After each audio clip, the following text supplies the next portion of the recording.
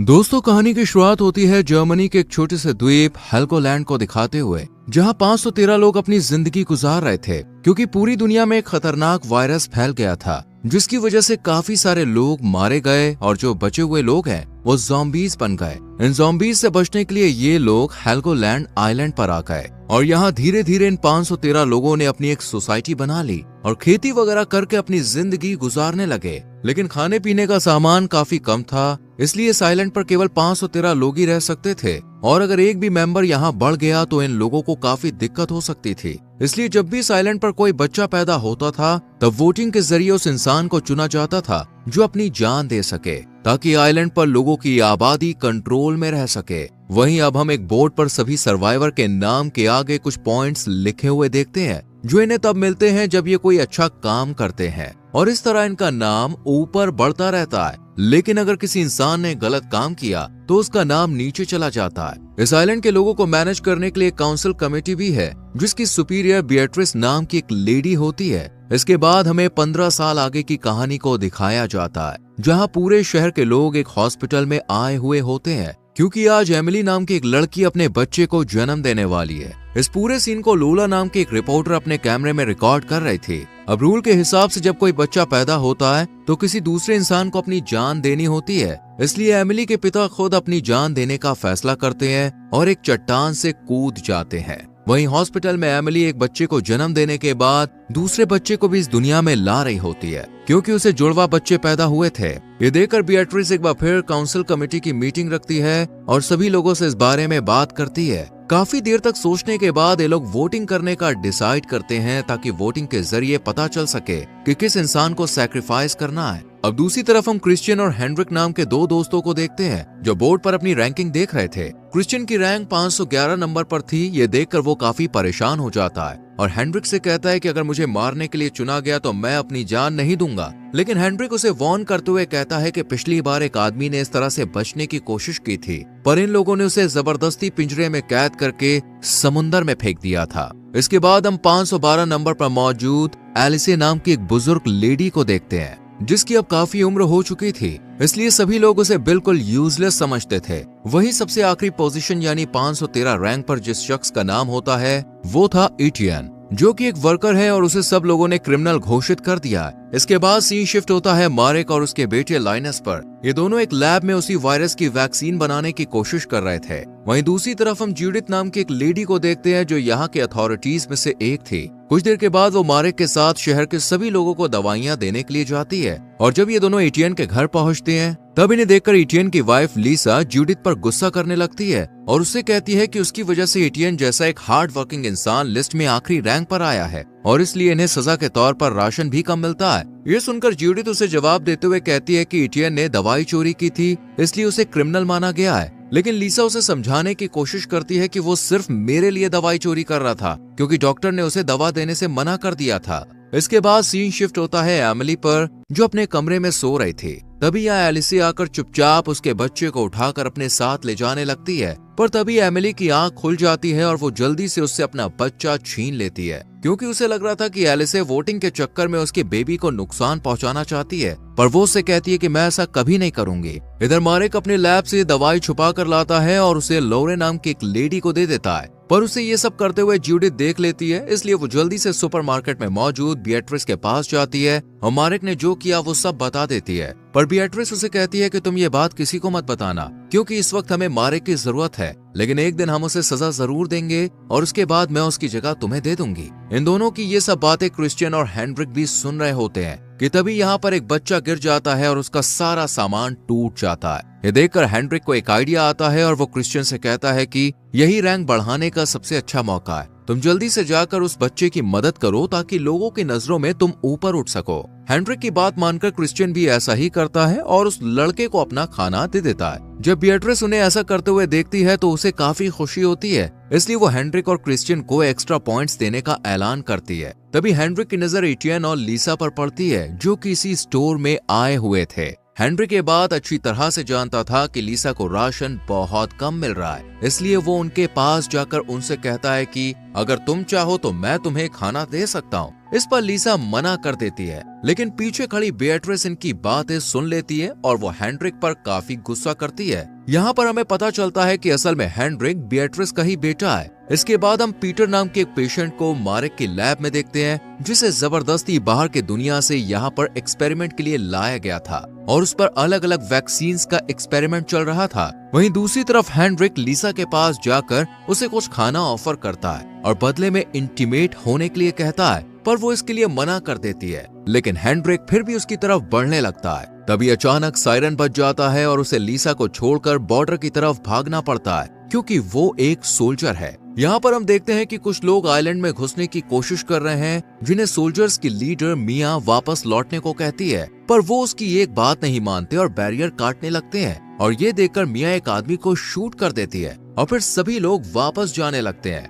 लेकिन हेनरिक अपने मजे के लिए एक एक करके सभी को शूट कर देता है। अब वोटिंग का दिन आ जाता है और सभी लोग एटीएन के खिलाफ वोट करते हैं, यानी अब उसे अपनी जान देनी होगी। पर लीसा ऐसा बिल्कुल नहीं चाहती थी, इसलिए वो हॉल में बैठे हुए सभी लोगों से कहती है कि मेरा हस्बैंड बेगुनाह है, बस वो तो मेरे लिए दवाइयां ला रहा था। साथ ही इस बात का भी खुलासा करती है कि उसने हेनरिक को मारने के लिए वोट किया था, क्योंकि उसने खाने के बदले लीसा के साथ इंटीमेट होने की बात कही थी। ये सुनकर हॉल में जितनी भी लेडीज मौजूद होती हैं, वो हेनरिक के खिलाफ बोलने लगती है। इसलिए बेatrice को ना चाहते हुए भी हेनरिक को आइलैंड से निकालना पड़ता है। इसके बाद सीन शिफ्ट होता है लैब पर, जहाँ ज्यादा एक्सपेरिमेंट की वजह से अब पीटर की मौत हो चुकी थी। ये देखकर मारेक को काफी बुरा लगता है और वो उसकी डेड बॉडी को जलाने के बाद अपने घर आ जाता है। यहाँ उसका बेटा लाइनस उससे मिया की टीम के साथ मेनलैंड यानी बाहर की दुनिया में जाने के लिए कहता है, पर मारेक इसके लिए मना कर देता है। लेकिन लाइनस उसकी एक नहीं सुनता और अगले ही दिन कुछ सोल्जर्स के साथ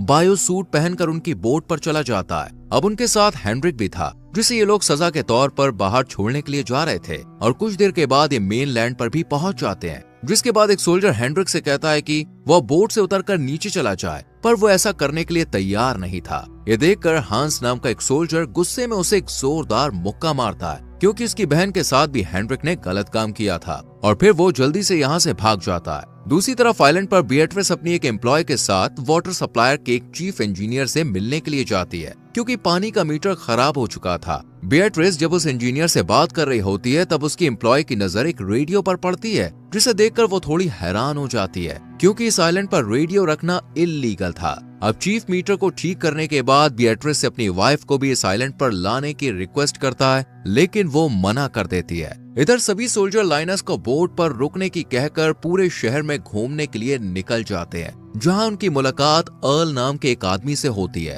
ये सोल्जर्स उसे खाने का कुछ सामान देते हैं और इसके बदले में अर्ल इन्हें 2 बड़े बड़े बॉक्सेस और कुछ दवाइयां देता है। वहीं दूसरी तरफ लाइनस, जो कि इन सभी सोल्जर का बोट पर इंतजार कर रहा था, लेकिन वक्त बीत जाने के बाद भी ये जब नहीं आते, तो वो बोट से उतरकर आसपास घूमने के लिए चला जाता है, जहां उसकी मुलाकात मॉजिक नाम के एक आदमी से होती है। वो लाइनस को एक दवाई की बोतल देकर कहता है कि मेरे पास एक शिप है जिसमें ऐसी कई सारी दवाइयां हैं, तुम अगर इन्हें पीना चाहते हो तो मैं तुम्हें दे सकता हूँ। ये सुनकर लाइनस मॉजिक के साथ उसके शिप पर चला जाता है, जहाँ मॉजिक उसे काफी सारी दवाइयां दिखाता है, पर वो लाइनस के सामने एक शर्त रखता है और उससे कहता है कि इनके बदले तुम्हें मुझे और मेरे दोस्तों को अपने आइलैंड पर लेकर जाना होगा। जिसके बाद बोट से काफी सारे लोग बाहर निकल आते हैं। ये देखकर लाइनस बिना टाइम वेस्ट किए फौरन यहाँ से भाग जाता है। इधर ये सभी सोल्जर बोट की तरफ आ रहे होते हैं कि तभी एक आदमी आकर एक सोल्जर पर अटैक कर देता है, लेकिन सही वक्त पर बाकी सोल्जर उसे शूट करके मार देते हैं और किसी तरह बोट तक पहुंच जाते हैं। पर यहाँ लाइनस मौजूद नहीं होता है।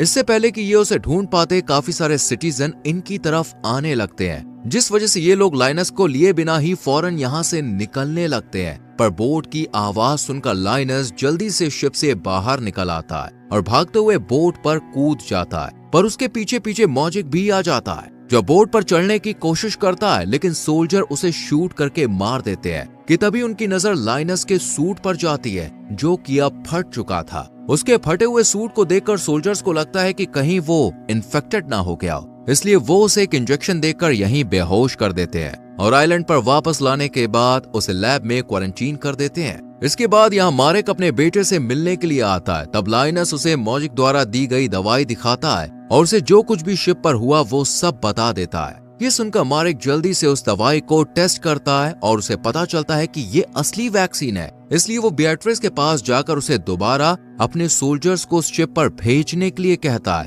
ताकि ज्यादा से ज्यादा दवाई को यहाँ लाया जा सके। पर बिएट्रिस इसके लिए मना कर देती है क्योंकि पिछली ट्रिप में उसका बहुत ज्यादा नुकसान हो गया था। इधर हम मेनलैंड में अर्ल के गार्ड्स को देखते हैं जहाँ उन्हें पानी में मॉजिक की लाश मिलती है और उसके हाथ में उन्हें एक दवाई की बोतल भी मिलती है, जिसे देखने के बाद अर्ल अपने गार्ड्स को ऐसी और दवाइयां ढूंढने का ऑर्डर देता है। वहीं दूसरी तरफ हम हेनरिक को देखते हैं जो शहर में इधर उधर भटक रहा था। तभी उसे रास्ते में वेल्मा नाम की एक लेडी दिखाई देती है जो लोगों को कुछ न कुछ देकर उनकी मदद किया करती थी। हेनरिक उसके पास जाकर उससे फ्लर्ट करने लगता है और वेल्मा उससे खुश होकर उसे अपने असिस्टेंट के तौर पर रख लेती है। इसके बाद वेल्मा हेनरिक को एक थिएटर में लेकर जाती है जो कि असल में उसका घर था। इसके बाद वो हेनरिक के सामने बार बार अर्ल का नाम लेने लगती है, जिस पर वो उसे अर्ल के बारे में पूछता है, लेकिन वेल्मा उसे कुछ नहीं बताती है। जैसी रात होती है हेनरिक मौका मिलते ही वेल्मा को मार देता है और उसका सारा सामान लेकर यहाँ से निकल जाता है। दूसरी तरफ बिएट्रिस लीसा से मिलने के लिए जाती है और उसे एक जॉब ऑफर करते हुए कहती है कि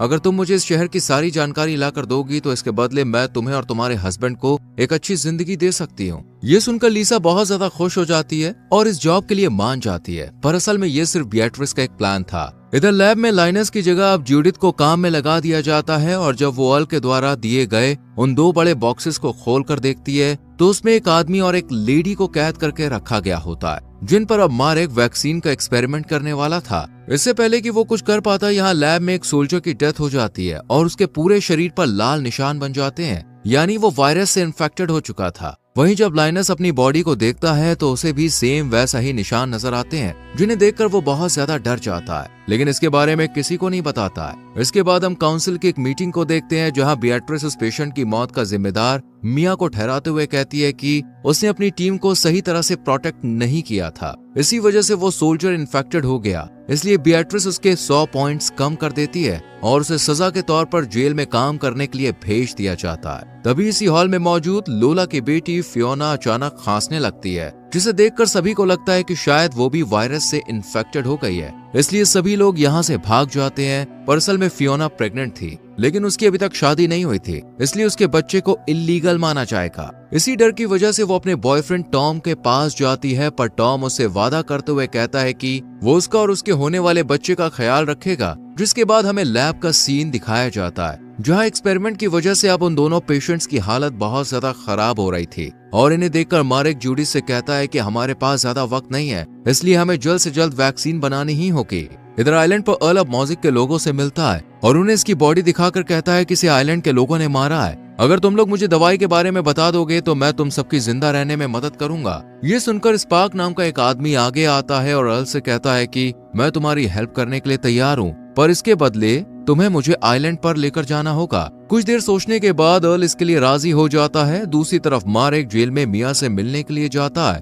और उससे कहता है कि मैं तुम्हारी जेल की सजा को कम करा सकता हूँ, लेकिन इसके बदले मैं चाहता हूँ कि तुम मेनलैंड पर जाकर उस शिप से वो वैक्सीन लेकर आओ। लेकिन मिया इस काम को करने के लिए मना कर देती है। इसके बाद हम हेनरिक को देखते हैं जिसे मेनलैंड पर कैनिबल की एक गैंग पकड़ लेती है, पर हेनरिक अपनी जान बचाने के लिए झूठ बोलते हुए कहता है कि वो अर्ल के लिए काम करता है। ये सुनकर कैनिबल गैंग उसे अर्ल से मिलवाने के लिए ले जाते हैं, पर अर्ल तो उसे जानता भी नहीं था, इसलिए वो हेनरिक को मारने वाला ही होता है कि तभी वो जोर से चीख कर कहता है कि मैं बिएट्रिस का बेटा हूँ और गलती से यहाँ पे आ गया हूँ। इसके बाद वो अर्ल को वेल्मा की मौत के बारे में बताता है कि वो वायरस की वजह से मारी जा चुकी है, लेकिन अर्ल पहले से ही सारी सच्चाई जानता था, इसलिए वो हेनरिक से कहता है कि तुम्हें आइलैंड से निकाला गया था और वेल्मा की मौत की वजह वायरस नहीं बल्कि तुम हो, तुमने उसकी जान ली है। ये सुनकर हेनरिक के पसीने छूट जाते हैं क्योंकि वो समझ चुका था कि उसके साथ बहुत बुरा होने वाला है, इसलिए वो अपनी जान बचाने के लिए आइलैंड के सभी सीक्रेट्स और डोर्स के बारे में अर्ल को बता देता है,